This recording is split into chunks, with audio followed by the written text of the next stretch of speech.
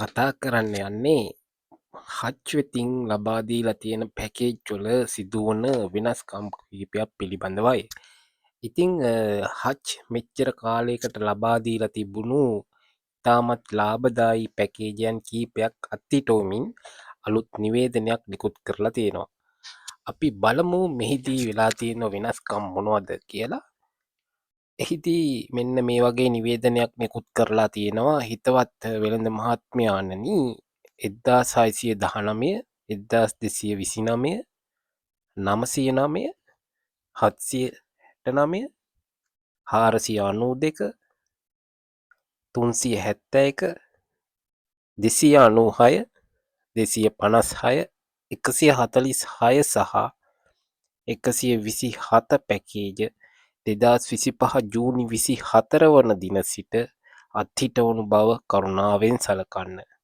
ගනුදෙනුකරුවන් හට අපගේ ඉහළ වැඩි ප්‍රතිලාභ සහිත රුපියල් 149 සිට ඇරඹෙන ලෙවල් අප් පැකේජ හඳුන්වා දීමෙන් වැඩි ප්‍රතිලාභ හිමි කරගන්න කියලා.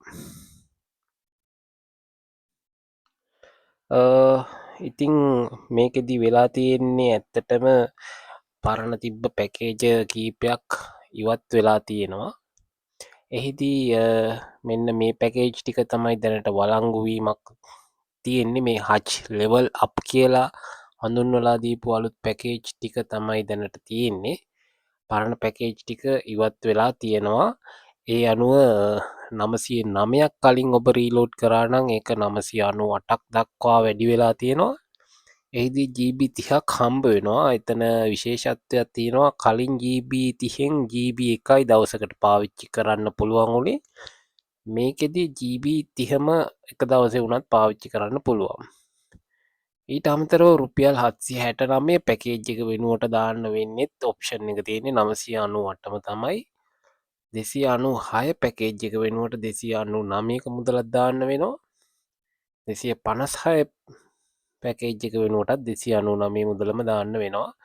ඒ වගේම 492 තිබ්බ පැකේජ් එකත් අත්හිටවලා තියෙනවා. ඒක වෙනුවට රුපියල් 699ක් රීලෝඩ් කරන්න වෙනවා අලුත් පැකේජ් එක ඇක්ටිව් කරගන්න.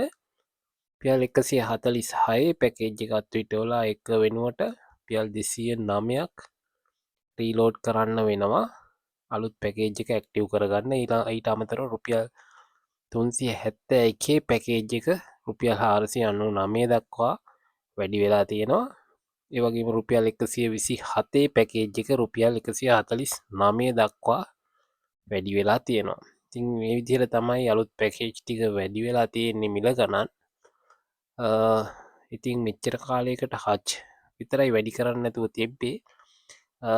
ලොකුවට වෙනසක් වෙලා නැති වුණත් යම්තාක් දුරකට පැකේජ් වල වෙනස් වීමක් සිද්ධ වෙලා තියෙනවා. ඉතින් අපි බලමු ඉස්සරහට මොකක් වෙයිද කියලා. එහෙනම් අලුත් වීඩියෝ එකකින් හමු වෙනතුරු සුබ දවසක්.